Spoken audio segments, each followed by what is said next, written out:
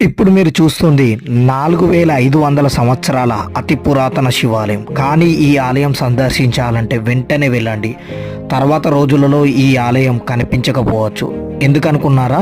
ఇది మహారాష్ట్రలోని మహాబలేశ్వరంలోని కృష్ణాబాయి టెంపుల్. ఈ గుడి పరమశివుడికి అంకితం చేయబడింది. ఈ గుడి ప్రత్యేకమైన నిర్మాణ శైలి వాస్తుకల వల్ల ప్రసిద్ధి చెందింది.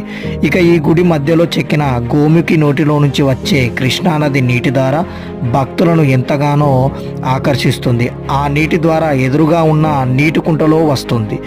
ఆ నీటిని నెత్తి మీద చల్లుకోవడం ద్వారా పాపాలు నశిస్తాయని, కృష్ణానది మూలాలు కూడా ఇక్కడే ఉన్నాయని, అందువలనే దీనిని కృష్ణాబాయి ఆలయం అని పిలుస్తారని అక్కడి వారి నమ్మకం. ఇంతటి ప్రాచీన చరిత్ర కలిగిన ఈ ఆలయం ఇంకొన్ని ఏళ్లలో కనిపించకపోవచ్చు. ఎందుకంటే ఈ ఆలయం నెమ్మదిగా భూమిలోకి కూరుకుపోతుంది. రానున్న రోజులలో ఈ ఆలయం పూర్తిగా